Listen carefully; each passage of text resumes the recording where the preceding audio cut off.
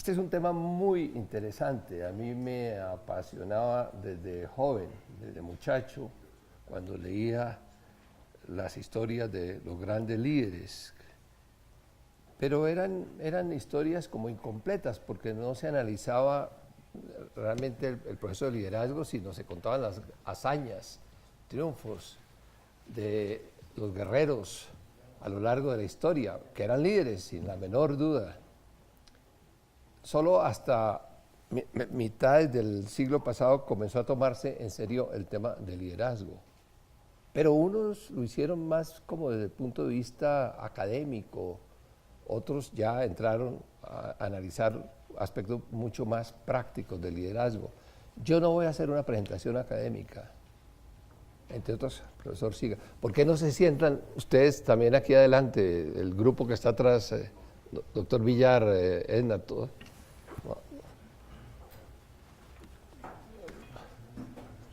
Eso, muy bien, gracias. Yo debo comenzar un poco contándoles por qué mi interés por el liderazgo, cuándo nació, cómo nació y qué he hecho. Advirtiendo, como lo hice con el grupo anterior, que desde hace más o menos 10, 15 años no leo un solo artículo sobre el liderazgo, ni me he interesado más por el tema. Pero en una época sí, me llamó mucho la atención. Todo realmente comenzó tal vez cuando yo estudiaba en Estados Unidos, porque pues creo que me estaba preparando en unos campos, en dos campos, o tres campos realmente. Yo fui a estudiar tres campos, el de la administración, por un lado, el de la salud pública y el de la educación. Eran mis tres temas, pero yo decía, bueno, cuando yo estaba muchacho, pero ya pensaba, dije, cuando yo vuelva a Colombia, pues tengo que ejercer cierto liderazgo en alguno de estos campos con el tiempo, ¿no? Porque el liderazgo pues lo va desarrollando uno a lo largo del tiempo. No me basta con saber cosas, tener conocimientos, sino necesito que la manera de que esos conocimientos se pongan al servicio del país.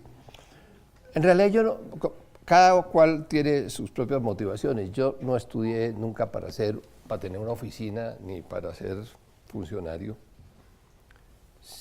sino para ser político, que era mi campo.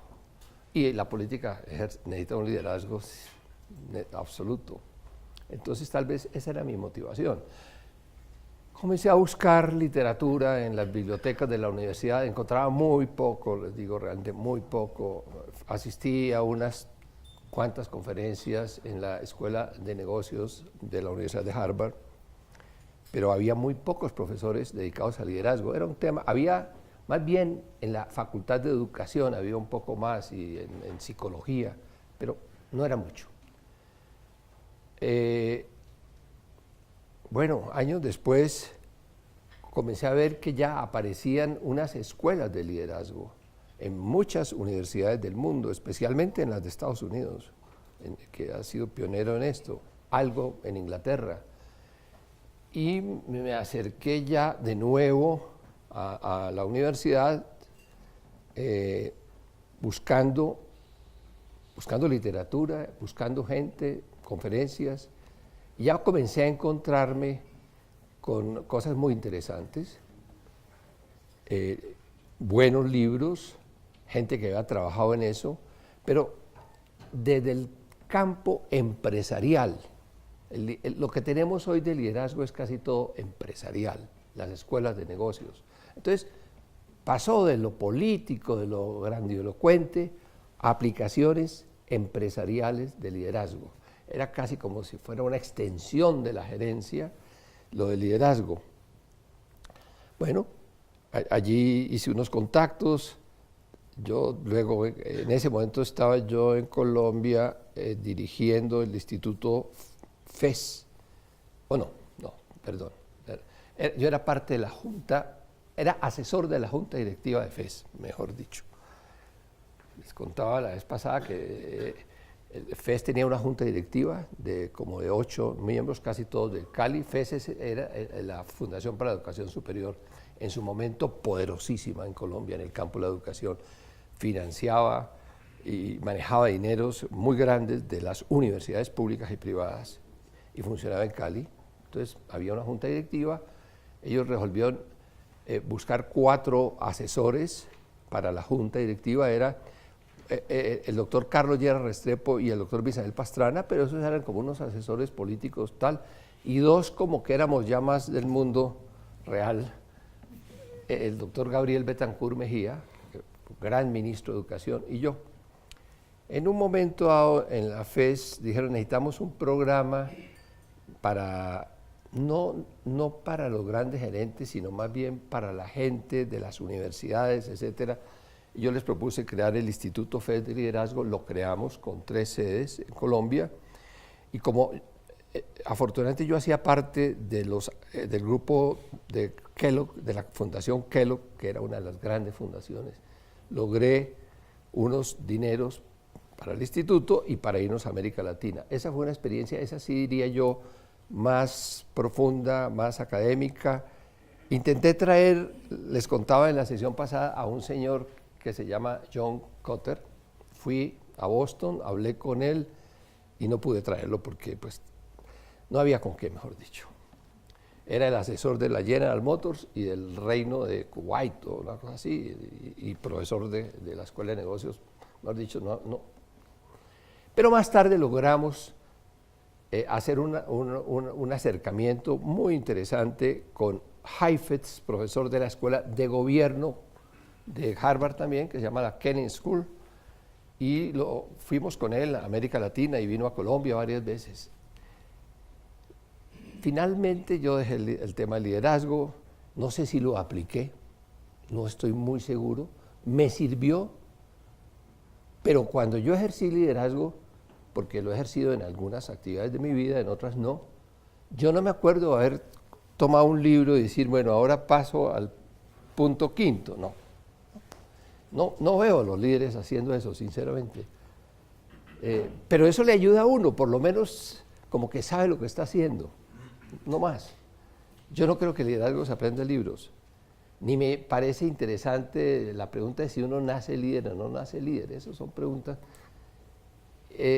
Entonces, ¿por qué me desapasioné del tema del liderazgo? Bueno, digo que esta no es muy motivadora. ¿Por qué me desapasioné del tema del liderazgo? Porque comencé a ir a las librerías y a encontrar los libros de liderazgo en esas secciones que llaman de superación personal. No, esto es una bobada. Yo no creo en esas cosas, entonces, poco creo en eso. Esto es una bobada. Esto ya lo pusieron en un terreno poco serio. Sin embargo, el liderazgo es un tema de estudio muy serio, muy práctico. Sirve, pero no es que no le sirve a uno. Si uno no está haciendo la función de liderazgo, si uno no tiene el interés de ser líder, puede leerse 100 libros y eso no le va a cambiar nada. Entonces, por eso quiero arrancar con algo bien desmotivador. Y ahora paso pues ya a hablar un poco más del tema. Entonces, en la sesión anterior fue más amplia. Hoy voy a tomar a Kotter, este profesor de la Escuela de Negocios. ¿Por qué Kotter? Pues de los muchos que leí yo. En todo caso, tengo una biblioteca, doctor Santos, que se la voy a donar en algún momento a la universidad, con 100 o 200 libros sobre liderazgo. Muy, muy interesante. De todo lo que yo vi en 15 o 20 años, me llamaron la atención varios. Uno de ellos Kotter y otro Heifetz. Hoy voy a hablar un poco sobre lo que plantea Kotter y la semana entrante sobre Heifetz. 2 enfoques totalmente distintos, repito, uno desde los negocios, otro desde la política, pero ambos muy interesantes. Habría más. Tenía un artículo, pero se me quedó, para entregarles a ustedes, muy interesante, donde ustedes verán 20 o 25 consejos sobre liderazgo de un gran investigador de liderazgo. Eso es lo que a mí no me gusta, que le den a uno tips, que le digan, haga esta cosita o esta otra y se vuelve líder. No, esto no es eso. Y porque esto ha evolucionado, ha pasado por varios enfoques grandes, y el primer enfoque, digamos, estoy hablando del año 50 para acá, el primer enfoque fue centrarse en la personalidad del líder, en los atributos personales del líder. Eso es lo más bobo del mundo, porque termina uno con unas listas larguísimas. Yo tengo por ahí una de 60 atributos del líder. Termina que todo el mundo es líder, pues, porque unos tienen unos, otros otros. Pero ese fue un enfoque que venía desde la psicología, especialmente, muy importante. Que el líder debe ser honesto, sí, pero no, obvio, eso no hay la menor duda. Que el líder debe ser comprometido, que debe tener sentido de visión. Todo eso es tan obvio, pero eso es para el líder y casi para cualquier persona. Por eso a mí ese enfoque no me llama mucho la atención, pero ha sido el más importante, debo decir. Luego vino uno ya que comenzó a centrarse en lo práctico, se llama el enfoque de contención o situacional, donde el líder era un elemento, pero había otros elementos muy importantes, como por ejemplo la organización o la situación de la organización, o luego el equipo con el que trabajaba el líder. Ahí ya comenzó a configurarse, digamos, una conceptualización que me pareció mucho más interesante. Creo que en este cuadrito está más o menos eso. Y vean cómo hemos puesto arriba los colaboradores, el equipo, y el líder por ahí, y la institución. Eso me pareció mucho más interesante. Y sobre eso ha habido una gran cantidad de trabajos desarrollando ese concepto. Es decir, un líder solo no significa nada.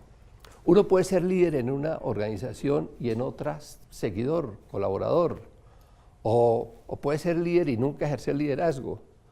Entonces, este enfoque, donde ya se ve todos varios de los elementos, me parece mucho más útil. Bueno,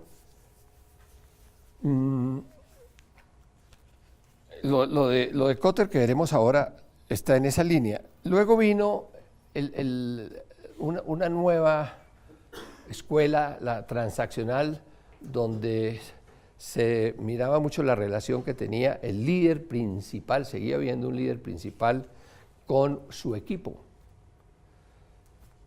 Sobre eso me voy a referir más adelante cuando entremos a ver a Kotter. Y lo último, pues ya es el líder que transforma, el líder que cambia la cultura, el liderazgo transformacional, que lo veremos en la semana entrante. Ustedes no estarán en eso, pero pues les podemos mandar alguna literatura básica, que es lo que ha desarrollado Heifetz. Entonces, con este preámbulo, vamos a ver a Kotter. A mí me gusta mucho, y le decía al rector, que este esfuerzo haya sido organizado por el grupo de riesgo psicosocial, ¿no es cierto?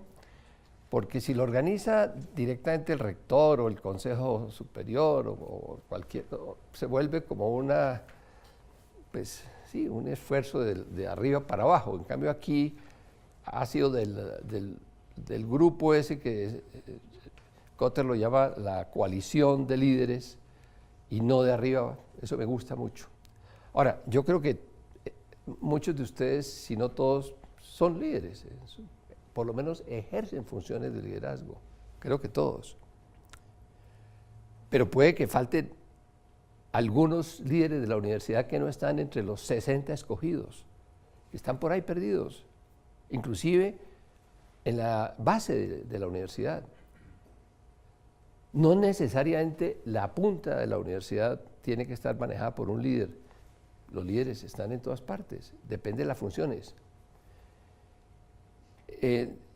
Entonces, este es un punto que quiero aclarar desde el principio. Una persona puede tener una posición importante, lo nombrado ministro de Justicia a alguien, automáticamente no se convierte en líder, pero sí tiene un mando, por llamar, ni siquiera autoridad, un mando.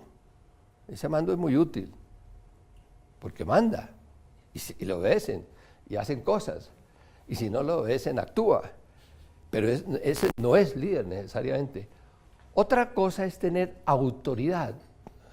Eso se da más que todo en las universidades. Es que fulano de tal es una autoridad intelectual o autoridad moral. Ese tampoco necesariamente es un líder, pero tiene autoridad y contagia por su autoridad. Y luego viene el que ejerce funciones de liderazgo.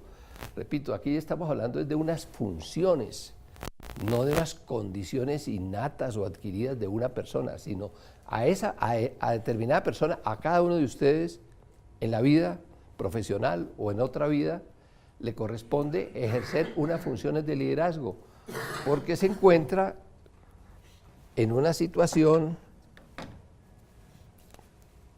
Aquí está el que llamamos líder, pues, pero yo no sé si es líder necesariamente, si es. Aquí está la organización y para actuar sobre la organización necesita crear un grupo. Ahora lo veremos, que Kotter llama la coalición, o los colaboradores inmediatos, o el equipo de liderazgo. Pero esto es clave, porque uno es líder dentro de una organización chiquita, puede ser la familia, o grande, una compañía de 1 millón de empleados, como la General Electric.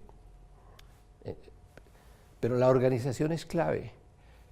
Entonces, lo que pasa en la organización se relaciona con las funciones que esta persona o estas personas, el grupo de liderazgo, ejercen para actuar sobre esta organización. Bueno, entremos ya en materia para ver qué piensa y qué ha dicho y qué ha escrito el señor Kotter sobre esto.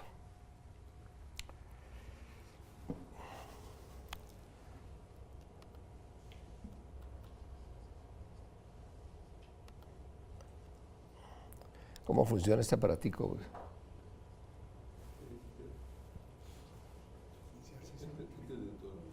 Iniciar sesión, pero ¿tiene clave? Ah, no, no tiene clave. Bueno, entonces vamos a mirar las líneas de pensamiento de John Kotter de la Escuela de Negocios de la Universidad de Harvard. Me voy a la organización.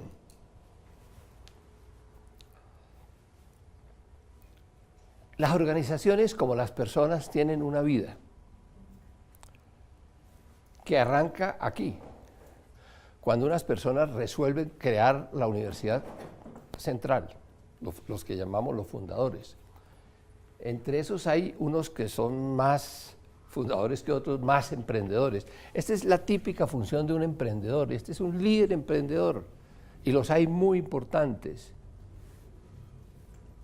Los hay muy importantes. Por ejemplo, cuando estábamos en el Instituto FED de Liderazgo, que nos interesó mucho el liderazgo del Valle del Cauca, pues además porque la FED estaba allá, estudiamos a un señor que se llamaba el doctor Carvajal Sinisterra. El doctor Carvajal Sinisterra era un típico emprendedor, un líder emprendedor.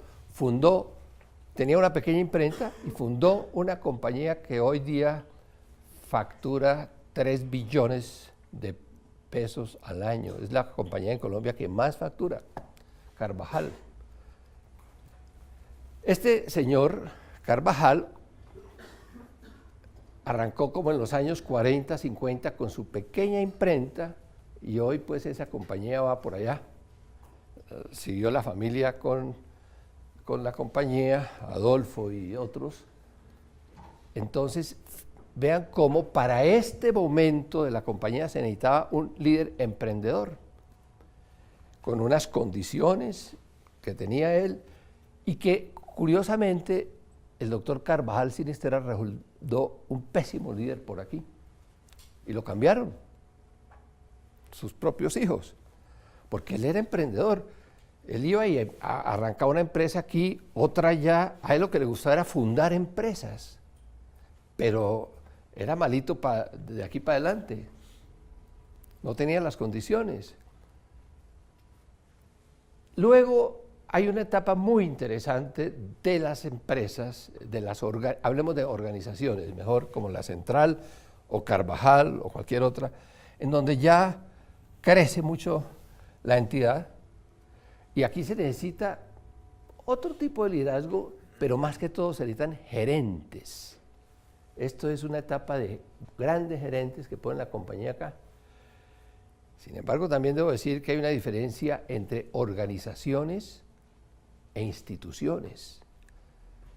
Cualquier cosa puede ser una organización, buena o mala. Una institución, y es a lo que quisiéramos apuntar, y es el esfuerzo que se viene haciendo desde hace más de 2 décadas, yo diría, o por lo menos 1 década y media en la Universidad Central, es convertir una organización en una institución. No todas las universidades son instituciones, así se llama institución universitaria. La institución implica una cultura especial muy fuerte. La organización, pues se puede hacer, en 5 años puede uno montar una organización, más no una institución. Entonces, aquí sí puede necesitarse un líder que convierta hacia acá, hacia esta parte, convierta la entidad en una institución. Y esta línea de aquí a acá es la más larga. Estas entidades cuando tienen éxito, llámese una empresa, llámese una universidad, un equipo de fútbol, cualquier cosa, suelen tener unas líneas planas por años, crecen inclusive. Esas son muy peligrosas esas líneas planas, porque viene el fenómeno que se llama complacencia. Estamos contentos, buenos dividendos al final del año, todo el mundo contento y demás. Aquí también hay mucho gerente y algunos líderes. Un buen líder posiblemente va a tomar una compañía de estas aquí, o una empresa, una organización, una universidad, y dice, no, yo no estoy contento ni estamos contentos con el statu quo. Tengo un ejemplo interesante. Como en el año 90 y pico, en Estados Unidos hacen todos los años una medición y un ranking de las compañías de las empresas de aviación. Sobre el cumplimiento. Aquí también se hace, en Colombia. ¿Cuál es la empresa que más cumple? Porque eso como que es un indicador de la calidad de la compañía. Y por ahí en los años 95, la empresa que más cumplía era la American Airlines, que era la primera, y creo que sigue siendo una de las 2 compañías más grandes del mundo. El presidente de la compañía dio un reportaje al New York Times y le preguntaban, bueno, ¿usted está contento? Está en el 97%. Y dijo, no estoy contento. Estoy muy preocupado porque llevo 5 años tratando de pasar del 97 al 98% de cumplimiento y no he podido. Ese es un liderazgo muy importante. ¿No? Yo no estoy contento con mis éxitos. Necesitamos volver hacia arriba, que esta línea suba un poco más. Bueno, ahí hay otro tipo de liderazgo y de gerencia. El siguiente ocurre en momentos de crisis, cuando las compañías o las organizaciones o las instituciones tienen crisis. Pueden tener pequeñas crisis, no hay problema, o crisis muy grandes. Otro ejemplo, la Chrysler en el año 92 o algo así, se vino a pique. Era una de las 3 grandes manufacturas de automóviles, hacían los Jeeps y los Chrysler, y no había quien la atajara esa crisis, eso iba como un barranco hacia abajo. Hubo un señor que se llamaba Iacocca, sobre el cual hay varios libros, que tomó la empresa y hoy está otra vez entre las 3 primeras de Estados Unidos. Pero, ojo, para seguir con el ejemplo de la Chrysler, las 3 compañías grandes automotoras de Estados Unidos, que son la General Motors, la Ford y la Chrysler, tenían garantizado el mercado de los automóviles hasta los años 80. Pues, en Colombia estábamos llenos de unos carrazos grandotes que producían estas 3 empresas. Cuando llegaron los japoneses, los de la Toyota, por acá, Ellos venían aquí muy contentos y por aquí llegaron los japoneses, al principio como copiando la tecnología automotriz de Estados Unidos, después desarrollando otra propia, y hoy la primera compañía es Toyota, no es la General Motors, es Toyota, y la segunda es la Volkswagen, y después vienen las tres grandes de Estados Unidos. Y eso le pasa a todas las organizaciones, a las universidades. El mundo de hoy, a partir de hace 20 años, digamos, con la informática, con la tecnología, para las organizaciones cambió radicalmente, radicalmente. Es posible que si la organización nuestra es la Academia Nacional de Literatura, por no hablar de la lengua, pues de literatura, pues eso no va a pasar mayor cosa. Pero si es una universidad o es una empresa manufacturera, el mundo de hoy es cambiante, es lleno de competencia, es un mundo difícil y las entidades complacientes les puede pasar esto. Bueno, y aquí se necesita otro tipo de liderazgo, otras funciones para recuperar la compañía. Digo esto porque pensemos en nuestra universidad central. ¿Dónde estamos? ¿Estamos aquí? No, estamos aquí, yo no sé. Eso es un examen que ustedes pueden hacer durante esta sesión. Bueno, entonces vamos a seguir con esto. Avance. Bien, vamos a comenzar por lo negativo, porque el liderazgo es resolvedor de problemas o creador de problemas. El liderazgo se aplica, las funciones de liderazgo, de nuevo digo, se aplica cuando las entidades tienen problemas. Y todas las entidades tienen problemas. Y todas tienen que tener problemas para avanzar. De lo contrario, no avanzan. Entonces, vamos a partir de los errores comunes, de las fallas comunes en el liderazgo de las organizaciones. Cuando estamos hablando de liderazgo en una organización, yo no estoy hablando del líder, es decir, de la figura máxima, el presidente de la compañía, no, estoy hablando del liderazgo como un fenómeno colectivo.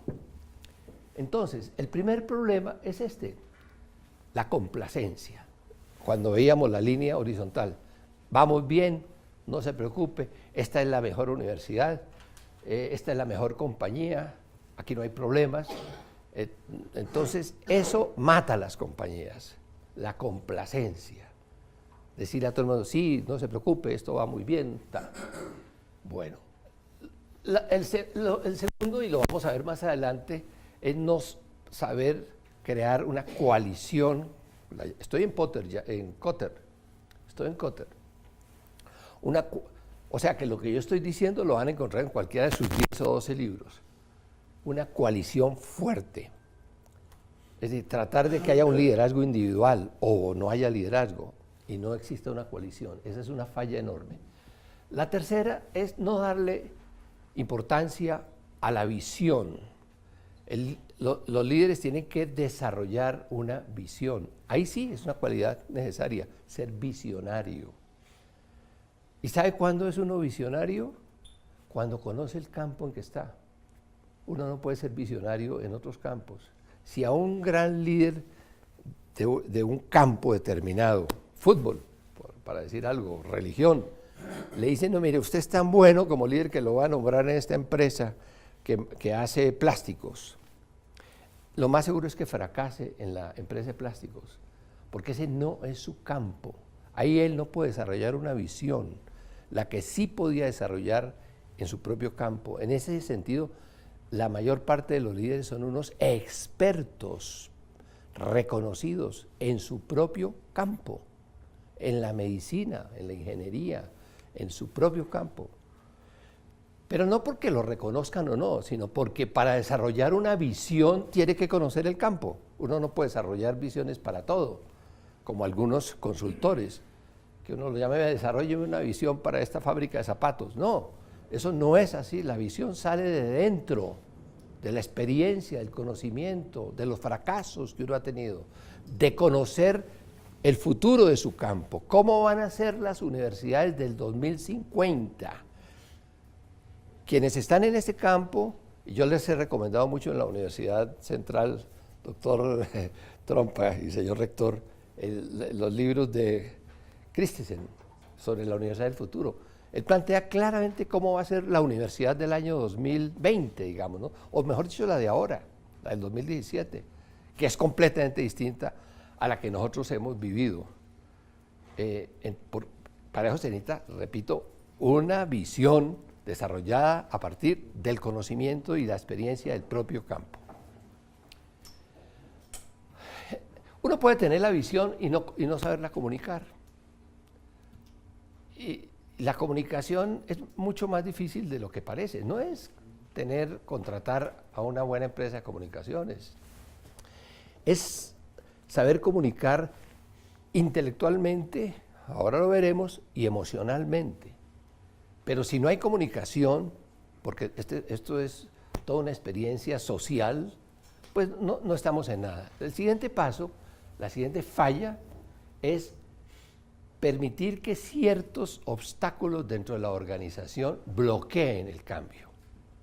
Ojo,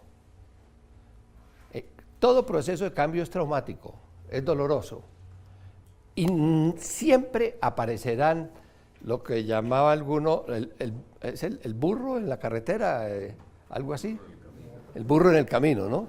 Alguien se atraviesa, la mula atravesada en el camino. Todo proceso importante de cambio tendrá bloqueadores por dentro. Y es muy grave que el liderazgo, no estoy hablando del líder, permita esos obstáculos. Lo dice Kotter, no lo digo yo. El siguiente tema de falla es no crear victorias tempranas. Cualquier victoria pequeña, temprana, es muy importante, porque estimula, porque motiva, porque dice, si somos capaces. Hay que buscar pequeñas victorias, no grandes victorias tempranas, que esas no llegarán, pequeñas victorias que estimulen el grupo, que vean que este proceso de cambio es posible. Pueden ser, por ejemplo, digamos en la Universidad Central, que el equipo de fútbol de la Universidad Central quedó campeón de la Liga de Universidades. Eso es una pequeña victoria de liderazgo. Y muchas otras. O lo contrario, declarar la victoria grande demasiado rápido. A los 2 años decir, mire, ya cambiamos esta cosa, ya esta es una nueva organización, esta es una nueva universidad, una de las mejores. No, eso no es cierto. Un proceso de liderazgo transformacional toma años y años. Y no es necesariamente el mismo líder ni el mismo equipo. Es una sucesión de líderes y de equipos los que realmente producen un cambio sustancial. Entonces, cantar victoria rápida es otra falla. Y esta, la más importante de todos, es creer que con pequeños ajustes organizativos o administrativos o tecnológicos se cambian las organizaciones. El liderazgo se refiere a la cultura de las organizaciones. Es construir la gran cultura de la organización. Lo demás son cositas que se van haciendo en el camino. Bueno.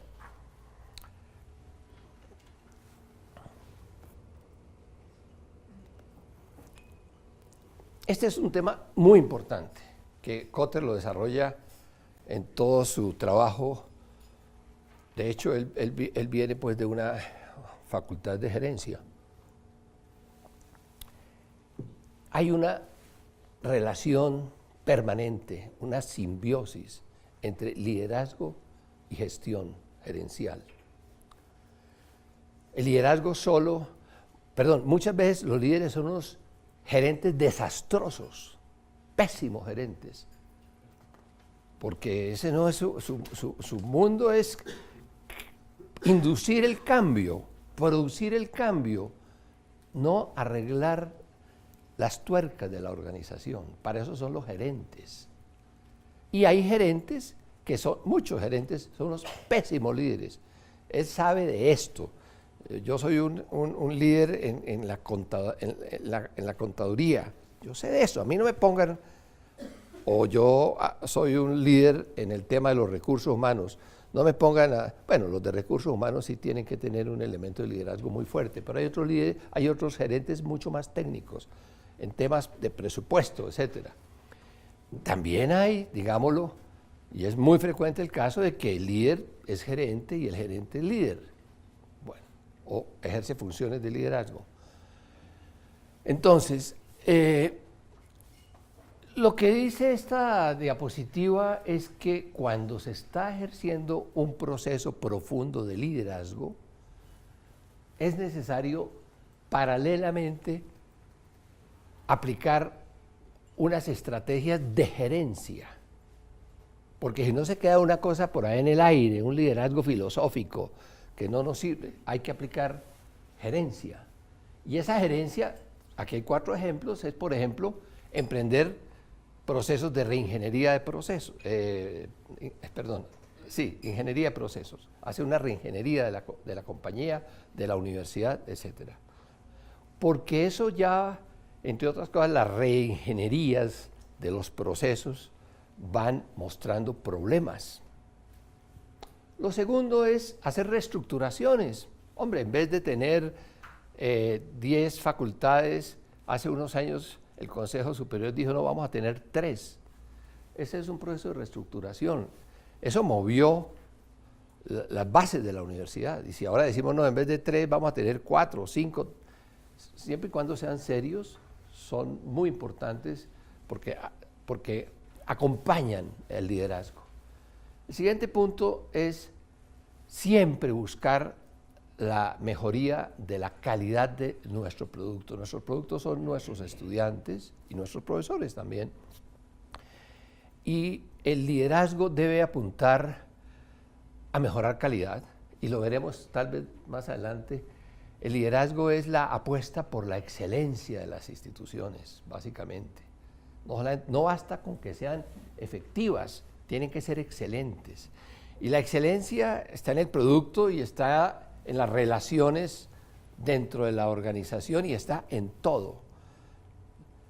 La mejor prueba de liderazgo es convertir a una organización de buena en excelente.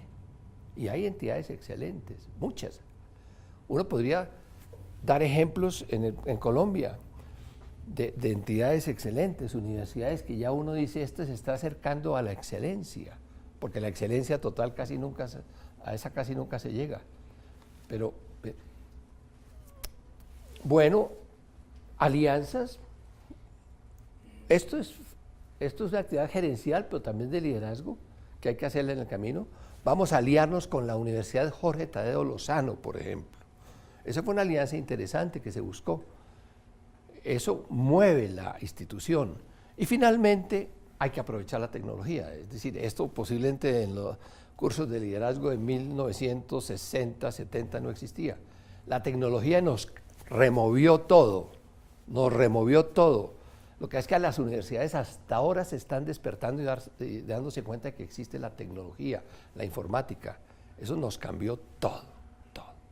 En estos días, en el campo en que estoy yo de salud, apareció un cambiecito tecnológico que se llama MiPres, que llama Mi Prescripción, que ahora los doctores se tienen que sentar frente al paciente y llenan unos espacios ahí, y hay un aplicativo que va directamente al FOSIGA y vuelve en el mismo momento, de tiempo real, inmediato, y el médico le entrega el formulario al paciente y automáticamente le dice a la EPS, usted EPS tiene que darle esto a este señor en 5 días, y la EPS en el mismo, bueno, ese sí ya no es el mismo momento, puede ser unas horas más tarde, le contesta al paciente, puede ser a través de su teléfono, dice, vaya a esta entidad, por ejemplo, una que se llama Audifarma, de la calle 100, y ahí está.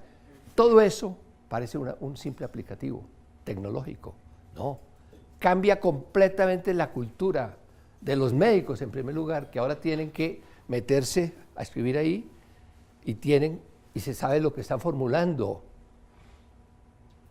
Eso cambia la cultura, y las EPS tienen que 5 días para cumplir, y el hospital tiene una junta médica.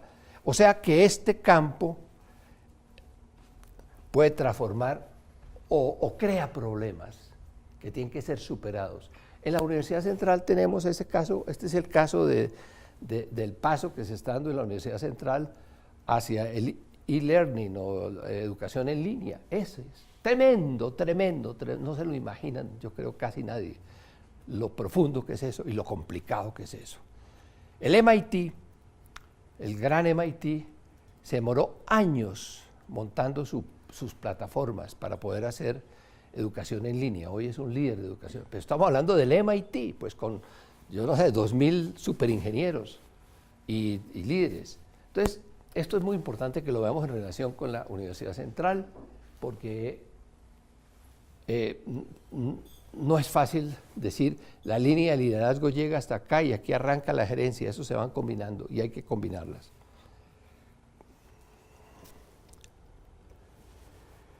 Bueno, Kotter habla de que estos cambios, y inclusive vamos a mencionar varios de los cuales ya hablamos, deben tener una secuencia.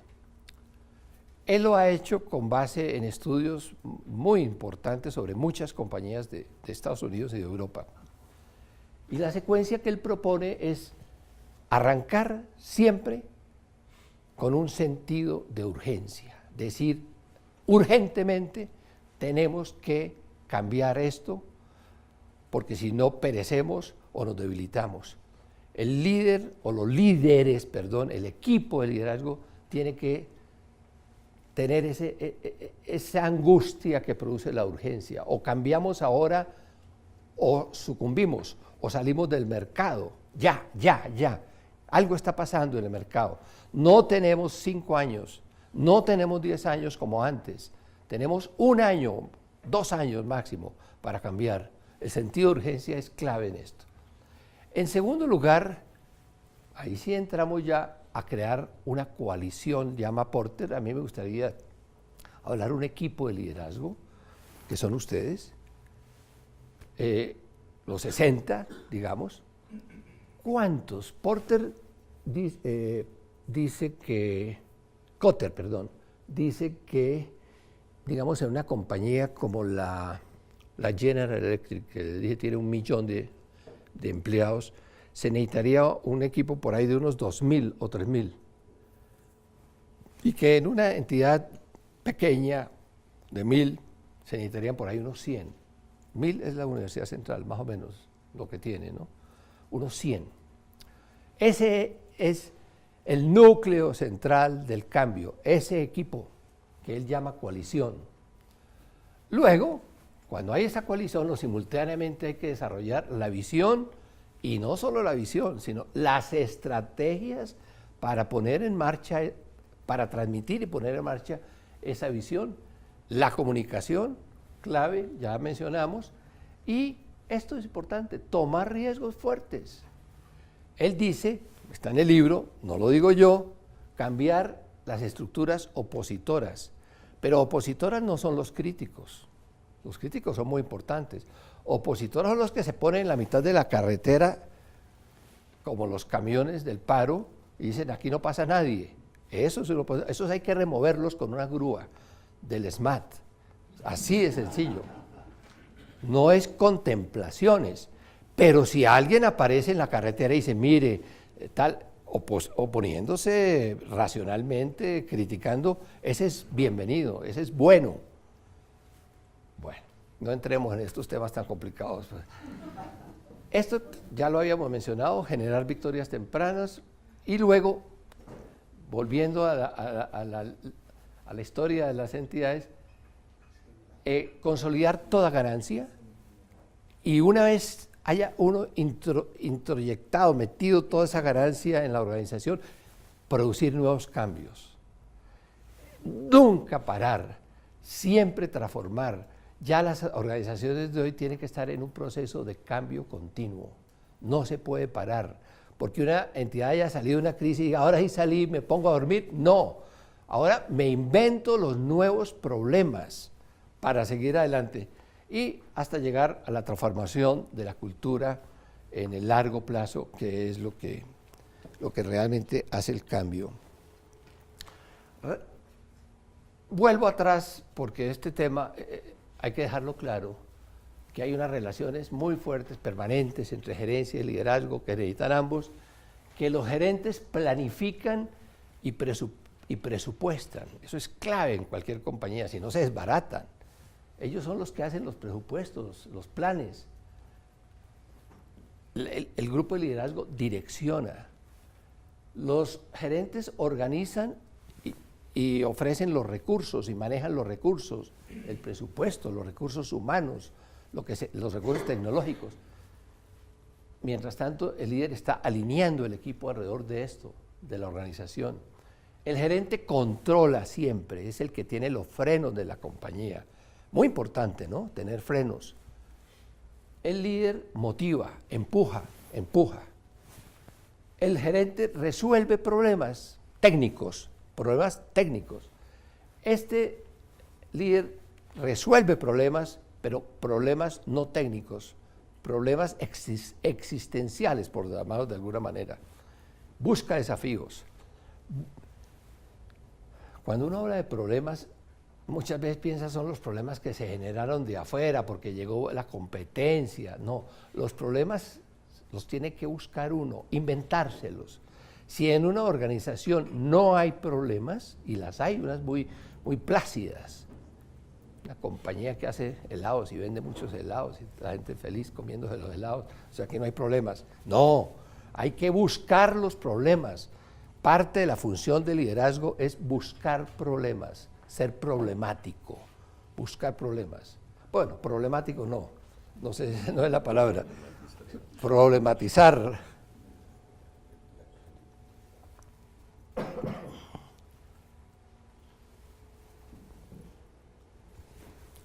Volvamos a algo que se mencionó al principio, en que Kotter hace mucho énfasis en todos sus libros, y es la complacencia. Uno es complaciente casi siempre con uno mismo, en la vida personal. La gente se evita problemas. La gente quiere pensionarse a los 65 años para irse a rascar la barriga a Santa Marta, Cartagena. Mucha gente quiere eso, no quiere problemas en la vida. Quiere vivir bien, que llegue el viernes rápido para irse a descansar, etc. Eso es gravísimo en las personas y en las organizaciones. Uno tiene que estar luchando hasta el último segundo, buscándose problemas. Ese es el líder, el otro no es líder. Entonces, en primer lugar, cuando todo va bien. ¿Cómo va esto? No, muy bien, perfecto. Miren los balances, esto va muy bien. Segundo, cuando niega los problemas, los oculta o los maneja con demasiada precaución, cuando los problemas son la vida diaria de las organizaciones. Tercero, cuando decimos no se preocupen que tenemos recursos suficientes, nosotros no tenemos problemas de sobrevivencia, ahí nos buscamos el presupuesto, está equilibrado, no se preocupen. Eso es gravísimo. Cuando las exigencias a todo el equipo, a toda la organización, a todos los empleados son bajas. Las grandes compañías son las que exigen mucho a sus empleados y a su equipo de líderes con mayor razón. No son las que exigen poco, y eso es lo que más les satisface finalmente a los empleados. Cuando se fijan muchas metas de corto plazo generalmente, estrechitas, concreticas, 50, 60 metas, objetivos, programas. Eso es para despistar. Esas pueden ser útiles para que la organización ande, sin duda. Alguien me decía que en la sesión pasada yo había estado un poco crítico con el plan de desarrollo, ¿no? Tal vez no lo expliqué, pero quiero explicar. El plan de desarrollo de la universidad es una excelente herramienta administrativa, obvio, porque ahí hay 40 o 50 proyectos, muy buena, necesaria inclusive, buena. Lo que no es una herramienta de liderazgo, eso no es liderazgo. Decir aquí hay que hacer 100 cosas no es liderazgo. El liderazgo dice aquí hay que hacer 3 cosas, 2 cosas, eso es liderazgo. Pero los planes son importantes. Cuando las organizaciones crean una caparazón, se blindan del exterior, es muy peligroso. Por eso son buenos los rankings de las universidades, las pruebas saber, traer gente de otras y decirle cómo nos ve, los pares académicos, cómo nos critican. Eso es esencial, porque las entidades, parte de su complacencia es esconderse dentro de ellas mismas, no dejarse ver. Matar al mensajero de las malas noticias, ¿no? Cuando alguien le trae una mala noticia hay que agarrarlo y decir, cuénteme más. Y no decir, bueno, usted se va, mijito, porque usted no me trae sino malas noticias. Palabra de Kotter también. Y la cultura de la poca confrontación. El mundo empresarial de las universidades es un mundo muy tradicional, muy blando, el de las empresas es un mundo entre cocodrilos. Es un mundo muy duro, es un mundo donde hay que confrontarse. Y así deben ser en el futuro las universidades. No, esto no está bien, esto lo tenemos que cambiar, no me gusta. O este programa definitivamente no funcionó, hasta luego. Hay muy poca confrontación, eso todo lo analiza en varios libros Kotter, el tema de la complacencia, porque para él pues es una cosa muy importante. Crisis. Es que mi empresa está en crisis. El país está en crisis. El sistema educativo está en crisis. Las crisis es lo mejor que le puede pasar a un organismo. Todos nosotros, aquí adentro, nuestro organismo está en crisis. Todos estamos en crisis, por dentro. Debe haber en este momento una serie de microorganismos luchando por dentro para ganar la pelea, pero uno tiene unos anticuerpos y unas células blancas que están contraatacando. Si eso no existiera, no habría vida. Lo mismo en las organizaciones. La crisis es buenísima. Debe ser una crisis controlable, obviamente, no una crisis profunda que arrastre con todo. Y ahí está parte de la virtud de un líder o de un grupo de liderazgo, saber hasta dónde va esa crisis, hasta dónde es útil, hasta dónde no. Entonces, aquí hay unos consejos que resultan de haber examinado este señor muchísimas compañías. Es importante que desde arriba, de vez en cuando, se muestren fracasitos, pérdidas, llama él. Es importante. Es decir, miren, señores, este año nuestra compañía dio pérdidas operacionales. Señores, este año nuestra compañía perdió clientes, porque eso toca a la gente. Si uno le dice, bueno, esto está perfecto, pues la gente no se mueve. Segundo, mostrar siempre a los competidores exitosos. Pues yo siempre que estoy en estos temas de la universidad, menciono a la Universidad de los Andes, y no me da pena, ni lástima, ni tristeza. Y a otras, la Nacional, la Javeriana, porque esos son los exitosos en el mundo universitario en Colombia. Pero si uno se va a comparar pues con la universidad por allá de CNT, para estar tranquilo, no consigue nada. No hay que compararse con los que tienen éxito y mostrarle a la gente, mire, nosotros podemos ser un día iguales a los Andes, vamos en ese camino. Luego, es bueno, y eso tiene que ver un poco con lo de arriba, que afloren las fallas, que afloren, que se vean, que se hagan visibles, porque si no se hacen visibles nunca se corregirán. Y dice Kotter que los objetivos deben ser altos, no tan altos que no se puedan cumplir, pero altos. Siempre poner el bareto, la vara, un poco más alta para que el caballo o el atleta salte más. Esto es clave. La distribución de responsabilidades en las compañías o en las organizaciones es muy injusta. Hay ciertas personas, generalmente los que trabajan más, a los cuales se les recargan las responsabilidades. Usted hágame esto, pero hay un poco de gente sin responsabilidades. Entonces él dice que es importantísimo que las responsabilidades sean individuales.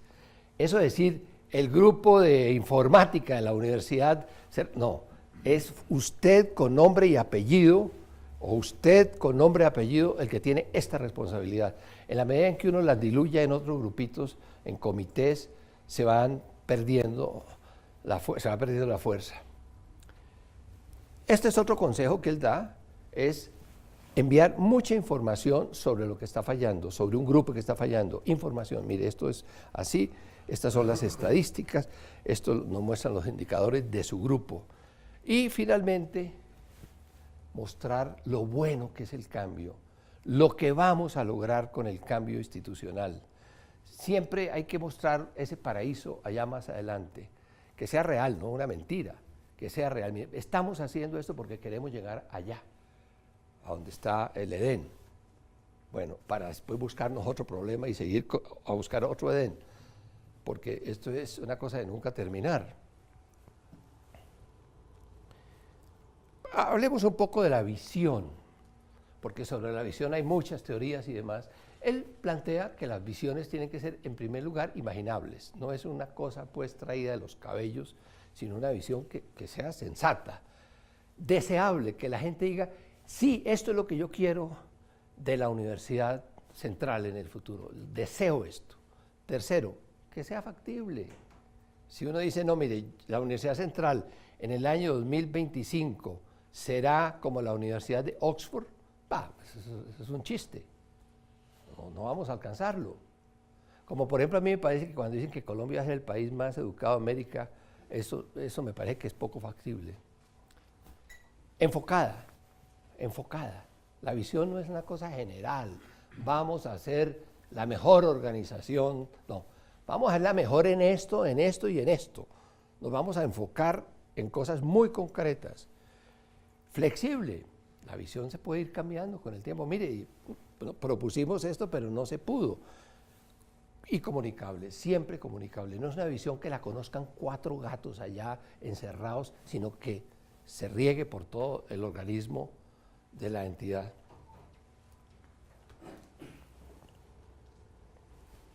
Bueno, estos son también, yo diría, tips que mandan estos investigadores, pero estos son resultantes de muchas investigaciones, de mucho conocimiento de empresas.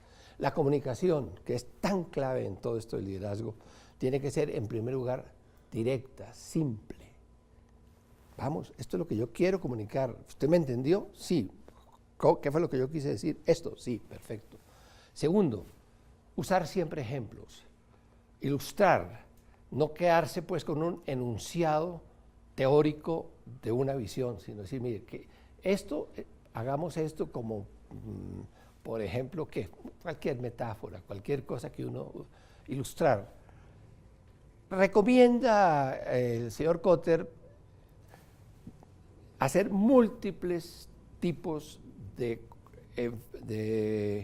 eventos donde unos grandes, unos chiquitos, unos formales, unos informales, foros como este, memos, que le bombardeen a uno por diferentes conductos el mismo mensaje. Repetido, eso sí, es una norma vieja de la comunicación, repetir y repetir y repetir y repetir. Ustedes ven a los políticos como siempre repiten lo mismo cuentico. Los marxistas son unos expertos en repetir la misma historia y uno desesperado con el tipo volviendo a contarlo, el capitalismo y la plusvalía y tal, pero de repetir y repetir algo queda, ¿no? Esto es clave, esto sí que es importante. El liderazgo se da con ejemplo, eso es lo más efectivo. Si hay algo efectivo es ver cómo es ese líder, qué ejemplar es ese líder. Ejemplo de vida, ejemplo, digamos, en la organización, que los demás lo quieran imitar. Eso es clave. Que tenga esa respetabilidad que da el ejemplo. Pero si uno tiene un líder muy cuestionado por allá, eso es fatal, porque la gente no le cree, pierde la confianza. Explicar aparentes inconsistencias. En todo esto no es 1 más 1, 2. Esto es un terreno gris. Entonces muchas veces hay inconsistencia. Mire, yo creí que la universidad debería moverse hacia acá, pero de pronto no. Eso es normal en las organizaciones vivas y dinámicas. Y finalmente, la comunicación más efectiva sí es la que sea de aquí para allá, de allá para acá, permanentemente. Porque la comunicación no es para quedar uno tranquilo de que comunicó, sino para que el receptor de la comunicación pues adopte. Bueno, ahora hablemos del grupo, de ustedes. ¿Cómo se desarrollan estos grupos? Este primero, de 60 personas, me contaban ahora, fueron escogidos porque son como los 60 directivos del área académica y administrativa. Bueno, eso es una buena forma de escoger, porque uno supone que ellos están en unas posiciones donde tienen que ejercer funciones de liderazgo, pero es muy posible que falte gente y de pronto que sobre también. Entonces, aquí habla el señor Kotter del monarca solitario, ese superlíder que anda solo, montado en un trono, y yo aquí mando, tengo todo el poder de mando, que es bueno tener poder de mando, ¿no? Yo nunca estoy negándolo, y es bueno tener autoridad moral y autoridad intelectual para poder ejercer el liderazgo, pero no es suficiente. Entonces, ese monarca, esos líderes monarcales, esos reyes, están llamados a recoger en el mundo de hoy en todo. Gracias, primero, a que las empresas entraron en competencia y en el campo político a que la democracia se nos encaramó. Entonces, ahora uno tiene que consultarle a los municipios si hay una refinería o no, y está regado por todo, en todo el mundo, no solamente en Colombia. Entonces, ese monarca ya no es tan monarca. O los monarcas los tienen como símbolos, la reina Isabel, pero la señora May no es tan monarca. Ahí casi la derrotan en las elecciones de... Bueno, el doctor Santos, nuestro amigo, me manda a decir que no conteste el teléfono. Bueno, entonces, o mal acompañado. Ojo, eso es muy común, que los líderes de las compañías monten a su alrededor una rosquita complaciente. Eso es muy común. Luego, la falta de un equipo funcional hacia arriba, que son ustedes. Ustedes son el equipo de liderazgo funcional de la universidad. El liderazgo de la Universidad Central no lo va a ejercer solo el doctor Rafael Santos, sino acompañado con ustedes, de la mano de ustedes. Luego, ustedes tienen que tener un cierto alto o mediano, no sé, capacidad de poder. Si ustedes son simplemente expertos, pues los contratan como expertos. Venga a una reunión para que nos cuente cómo es eso. Pero si ustedes están en una función de liderazgo, tienen que tener poder. El poder que da el liderazgo, la autoridad y alguna posición de autoridad. No es que yo soy el jefe del departamento de compras. Bueno, el jefe del departamento de compras tiene un poder. O el jefe del departamento jurídico tiene un poder. Luego, es muy bueno que estos equipos, y aquí se cumple, porque es un equipo grande y por las condiciones de ustedes, tengan diferentes puntos de vista, diferentes experiencias, que haya ingenieros, que haya abogados, que haya, bueno, que sea rico en experiencias. Porque tener un equipo unánime que contesta yes, como en el ejército, sí señor, no, eso no sirve para nada, eso no sirve para nada. Por eso yo muchas veces dudo de los liderazgos de los militares, porque eso sí no es sino dar la orden y todo el mundo se les... Y eso no. Es importante que el equipo, ustedes los 20 que están acá, los 60, sea muy diverso aporte y que tengan credibilidad. La credibilidad es básica, la confianza en el tema de liderazgo es necesarísima. El gerente inclusive uno puede tener dudas, no es tan grave, pero el líder sí no. Ustedes tienen que tener una tremenda credibilidad entre sus seguidores, entre su gente, porque esto se va multiplicando hacia abajo. Luego, el equilibrio que ya hemos mencionado muchas veces y que Kotter insiste, siempre saber, aquí se necesita es una solución de gerencia, apliquémosla. Aquí se necesita una solución de liderazgo, apliquémosla. Bueno. Entonces, rápidamente, para crear un grupo como el de ustedes, él recomienda 3 cosas. Primero, encontrar las personas correctas, a lo que estábamos refiriéndonos antes, con autoridad, experiencia y credibilidad. Luego, también lo dijimos, generar confianza en el equipo, que ustedes se tengan confianza. Y finalmente, bueno, parte de eso es un evento como este, que genera confianza, o conversar informalmente y desarrollar unas metas comunes.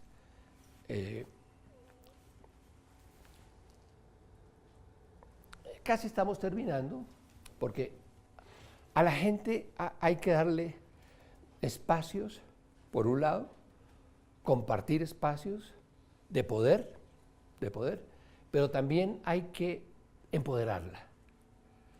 Eso es, hay muchos líderes que logran cumplir su función a través de procesos educativos. Voy a educar a mis seguidores. Eso es clave. No le tengamos miedo a que los que están por debajo de uno en la jerarquía formal tengan poder, tengan capacidad, sean mejores que uno en muchos aspectos. Eso enriquece. Y ahí entraríamos en un campo que no es el de Kotter, que es el de las organizaciones que son líderes en sí, que tienen un modelo incorporado de liderazgo. En la sesión pasada yo mencioné el caso de la IBM, que en un momento dado, en una crisis, dijo, vamos a adoptar un modelo de liderazgo para nosotros. Y curiosamente el presidente de la IBM era un gerente, no un líder, el que estaba arriba, era un gran gerente que manejaba todas las teclas y tal, y la compañía pues no perdió mucho por la competencia, pero logró sobrevivir. Pero había toda una concepción, una filosofía, que es lo que yo quisiera y quisiéramos nosotros que ocurriera en la Universidad Central, de un liderazgo compartido, donde todos se empujaban. Entonces, la IBM identificó, pues seguramente contrató unos psicólogos, no sé, una cantidad de líderes, creo que eran como 1000, en todas partes. Aún abajo, la persona de mensajería, ese es un líder, tráigalo al equipo.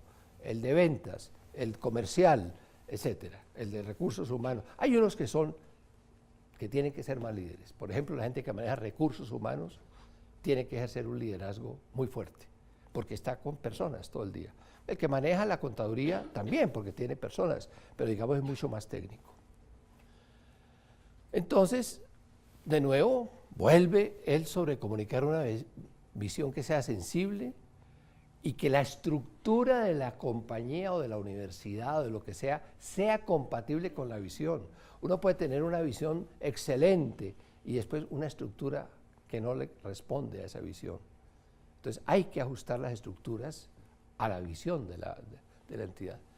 Luego, el entrenamiento necesario al personal, obvio, eso es empoderamiento, mucha información, procesos y sistemas, mucho de eso en el mundo de hoy, tableros de mando, saber qué está pasando en la organización desde el punto de vista gerencial, pero el conocimiento de las personas sí no se lo da a uno un sistema de información, ahí sí no, uno no puede apretar, Edna Rocío, ¿cómo es hoy? Tal, 75 puntos, no, eso no funciona.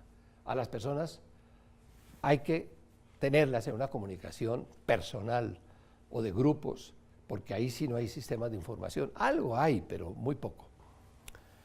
Y otra cosa que dice Kotter, ahí tengo el libro, entre otras cosas, por si alguien quiere comprarlo, creo que está en español, confrontar a quienes bloquean el cambio directamente. Uno no puede dejarse derrotar si uno está honesta y firmemente convencido que el grupo desarrolló una visión que es la correcta, tal, y de pronto aparecen unos bloqueadores, que siempre aparecerán, siempre. Y vamos a hablar de los bloqueadores, los principales tipos de bloqueadores. estos que menciona este señor. Los grandes egos. Yo soy el experto. Ustedes están equivocados. Yo soy el que sé aquí. Los grandes egos que existen en todas. Mientras haya 2 o 3 seres humanos juntos, habrá por lo menos un gran ego. Y en las compañías y empresas y organizaciones e instituciones, entre más grande, pues el ego suele ser mayor. Eso es terrible. Entonces, estos son todo para su propia gloria, para sobresalir permanentemente. Utilizan la organización para ellos mostrarse. Esos son bloqueadores. Hay que cortarlos, o hay que frenarlos, o hay que confrontarlos. Y las serpientes, que pueden ser peores que los egos. El chismoso, el problemático, no el que busca problemas para resolver, sino el que crea pequeños problemitas para atajar, el que tira piedritas. Los deshonestos y los habilidosos. Texto, bueno, es una traducción mía del libro en inglés, pero creo que está bien traducido. O sea que esto es de Kotter, no es mío. Sigo diciendo porque no puedo responder por Kotter, ¿no? No, ya terminé, no era más. Si tienen alguna pregunta o alguna inquietud, con mucho gusto la respondo 5 o 10 minuticos, le damos a eso, ¿no? Dígame, doctor Oscar. Digamos que esta mirada general, digamos, sobre algunos aspectos que uno aplicar a diversos tipos de organizaciones, con esa, o más bien con esa idea de pasar de una organización a una institución, Sí. Sí. de alguna forma podríamos pensar que es como el fin último de las funciones del liderazgo. No, nunca hay un fin último. Nunca hay un fin último. Yo no sé si eso quedó claro en mi mensaje. Como no lo hay en la gerencia, tampoco. El liderazgo es un continuo. Puede durar 100 años, 200 años. El liderazgo de la Iglesia Católica, por ejemplo, lo han venido ejerciendo y lo pasan de un papa a otro, del concilio no sé qué al otro. No hay un fin último del liderazgo. Nunca puede uno decir, cumplí mi tarea. Esto llega hasta acá. Claro, organizaciones, la Universidad de Oxford fue creada en 1200 y la de Bolonia, donde usted estuvo en Italia, de las universidades en la época, bueno, uno dirá, estas tienen una institucionalidad de 800 años, pero no, nunca hay un... contrario a lo de la gerencia, a veces sí tiene metas que concluyen. Yo tenía que incorporar esta nueva tecnología en la compañía, un software. Bueno, aquí está, mire, ahí lo tienen, inaugurenlo. El edificio de la Universidad Central, algún día vamos a celebrar poniendo la última piedra. Pero el liderazgo sí no tiene nunca fin, no tiene, es un continuo.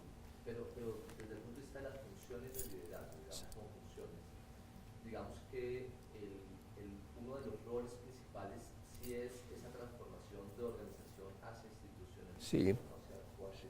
Sí, es un rol clave. No, es que el liderazgo es eso. La organización la manejan los gerentes, pero el liderazgo es convertir las organizaciones comunes y corrientes estandarizadas en una institución. ¿Qué es una institución? Preguntémonos entonces. Una institución tiene unas reglas formales, complejas, en primer lugar, y en segundo lugar tiene una cultura compartida. Toda persona que entra a la Universidad de Oxford se tiene que imbuir de la cultura de Oxford, que es distinta a la cultura de la Universidad de Lovaina o de tal. Eso es cierto, esas son las funciones, las dos principales funciones. Doctor Santos y después... doctor Arias, yo creo que en toda esta fotografía que usted nos ha pintado de liderazgo, me está haciendo falta una pieza.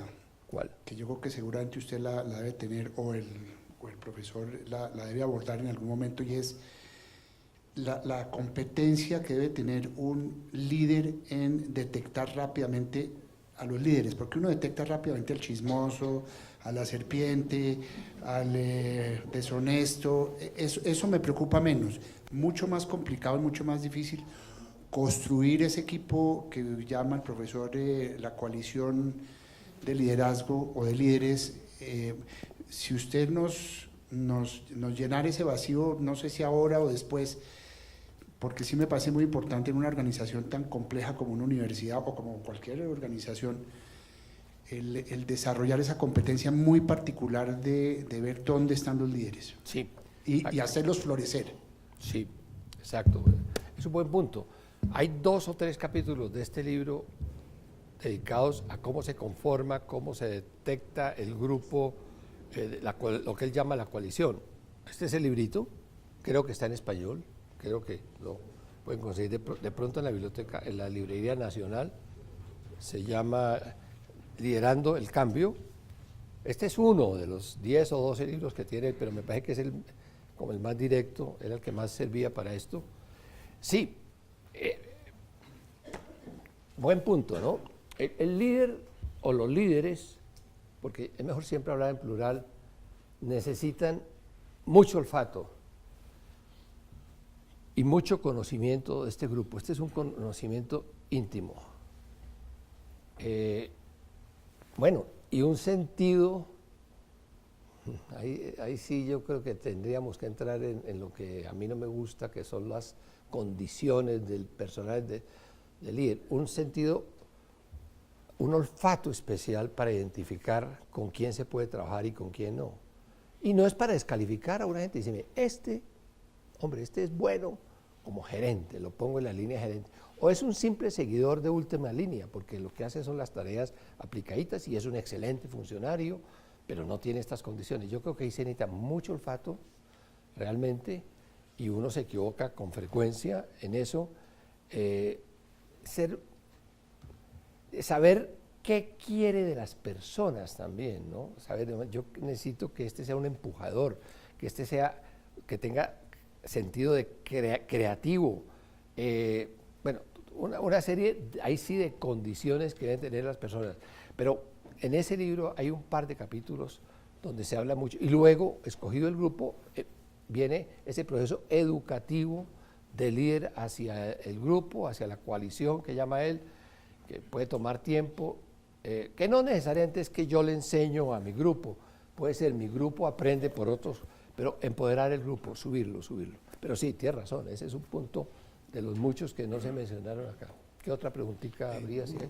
Doctor Arias, cuando un líder o cuando un gerente llega a un equipo y uno de los objetivos es que ese equipo realmente se consolide y se logren unas metas, no quisiera que me pudiera ayudar con qué indicadores podría uno tener cuando uno tiene que pasar, digamos, como que el liderazgo y decir, listo, yo ya cumplí unas metas, yo ya estoy acá, pero ¿en qué momento uno tiene que decirle, qué indicadores o qué insumos podrían decirle a uno que uno tiene que hacer un paso al lado para que ese equipo pueda terminar de consolidarse, y en qué momento uno puede ver asuntos que le pueden estar haciendo daño al equipo porque el equipo ya tiene que autorregularse, generar sus propios procesos? Me gustaría si usted tiene como algunos indicadores que le puedan decir a uno que es momento en que ese equipo pueda crecer para que lo que en un momento le hizo bien no le termine haciendo daño al equipo. No tengo indicadores, ni creo que existan. Eso no creo que sea fácil cuantificarlo. Ahí sí volvemos necesariamente a lo mismo. Esto es olfato. Si yo planteo una visión y veo que la gente está desalineada frente a esa visión, es obvio que no he conseguido mi propósito y mi función de liderazgo ha fallado, porque no lo logré alinear. O cuando la gente no entendió la visión y cada uno tiene una interpretación distinta, yo fallé. O cuando aparecía lo del principio, fallas de liderazgo. Ahora, eso, volverlo en indicadores cuantificables, no conozco. Debe haber, porque de todo hay en la vida. Alguien que sacó una tablita. Pero a mí me parece que volvemos ahí sí a la capacidad, al olfato, al talento del líder, para decir, esto no me está funcionando bien, o esta persona no está funcionando bien. Pero yo no diría que sea a través de indicadores. Cuando una organización mantiene fallas de liderazgo como las que vimos en la primera de las diapositivas, es porque las cosas no están funcionando bien. Hasta cuando uno ya ve que eso no... Ahora, uno sí siente cuando el equipo está empoderado, cuando el equipo está motivado, cuando el equipo está andando en la dirección correcta, cuando el equipo es crítico, que eso es bueno que sea crítico, eso sí lo siente. Pero eso ya es una cuestión de una cierta capacidad, no innata, más bien de experiencia, porque aquí no hay nada innato. Entre otras cosas, ese cuentico de que hay gente que nació líder es un cuento llamado a recoger. Sí hay personalidades, también debo decir, hay carácter, a lo largo del tiempo uno hace carácter, pero ante todo lo que hay es experiencia. Pero que fulano de tal tiene condiciones de líder, sí, hay cosas, los psicólogos nos pueden explicar mejor. Hay gente que tiene carisma, hay gente que uno la ve pues y eso es un volcán. Sí, y hay otros que son apagados, pero curiosamente muchos apagados terminan haciendo mejor liderazgo que los que tienen carisma.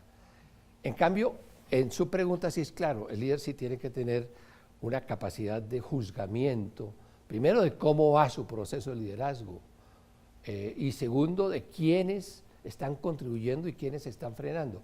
Ahí viene un elemento como medio político, ¿no? De saber con quién está jugando. Había otra pregunta.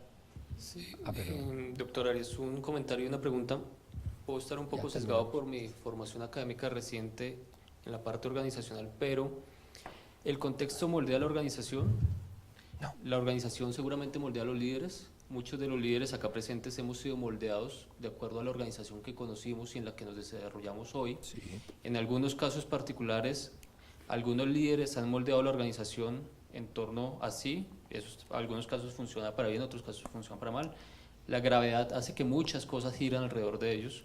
Pero mi pregunta es, ¿en qué momento debemos estar conscientes o debemos establecer si el modelo de liderazgo que incluso individualmente uno tiene es el adecuado para la organización, o si por el contrario la organización debe empezar a adaptarse al contexto cambiante? Como usted muy bien señalaba, el mercado, en el caso de Chrysler, seguramente en el caso de las universidades de Colombia hoy, no está garantizado y podríamos estar ante una necesidad en ese sentido.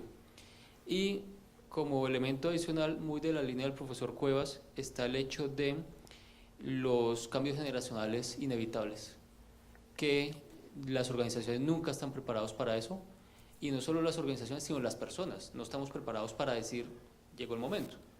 Ajá. Entonces, la pregunta es cómo, además de este tipo de actividades que considero muy importantes, nos preparamos para esa situación que no debería ser tan traumática como casi siempre lo es. Bueno, Julián me planteó como 5 preguntas distintas.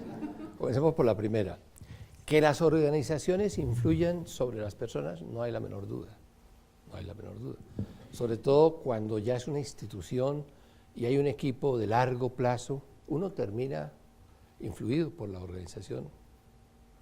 Sobre todo si la organización tiene una cultura fuerte, clara. Y eso puede ser bueno, inclusive, si es una buena cultura y esa cultura lo influye a uno, uno como ser humano está permanentemente bombardeado por influencias y esa es una influencia fuerte. Ahora, si deben ser los líderes los que cambian la organización, o sea, la organización cambia por la influencia de los líderes, sí, pero no tampoco totalmente, porque el ambiente tiene mucho que ver. No es lo mismo ser rector en Colombia que ser rector en Francia, obviamente, porque hay muchos elementos externos. Esa era como la primera pregunta. Otra de las preguntas se refería a la última, porque las otras 3 me olvidaron, a la rotación, a traer sangre fresca a las organizaciones. ¿Era más o menos eso? Obvio. Sobre eso hay una gran cantidad de literatura, sobre todo empresarial, de lo que se llama las líneas sucesorales, cómo las organizaciones van creando sucesores, las instituciones más que todo. En las instituciones el cambio de gerente puede tomar años. Mire, les voy a dar un ejemplo colombiano, el grupo empresarial antioqueño, tiene unas reglas de sucesión muy fuertes. una persona llega a los 62 años y tiene que salir, así sea el gerente más espectacular por edad, a los 62. Si está en la junta directiva, creo que son 75 años, porque son los viejos que conocen. Tal. Entonces, debe haber una línea sucesorales, primero, claras, en todo. La organización que brinca, saca gente, corre, tal, no es buena. También es importante tener gente, grupos que piensan distinto. A mí, por ejemplo, me pareció interesante, para traer un caso de la Universidad Central, que el doctor Páramo trajera la influencia de la Nacional, con un grupo de gente de la Nacional, ¿sí? Y de pronto otro rector trae otra de la Universidad de los Andes. Otra. Eso es bueno. La organización necesita gente que piense distinto, siempre y cuando no absorban a la universidad, porque eso sí es fatal. El cauce principal debe salir de la propia organización. Ojo, eso es clave. El cauce principal debe ser gente formada en la propia organización. Que de vez en cuando vengan unos afluentes que la enriquezcan, eso es otra cosa. Ahora, en cuanto a la gente joven o senior de las organizaciones, depende. Si usted se va a China, pues allá los líderes tienen 80 años y son buenos, y en otros países tienen 30 años y son buenos también. Lo que hay es que como saber hacer el mix, ¿no? Y eso yo creo que es una habilidad tanto gerencial como de liderazgo, más de liderazgo inclusive. Saber hasta dónde la organización necesita gente joven. Las universidades son organizaciones muy conservadoras, demasiado conservadoras en el mundo.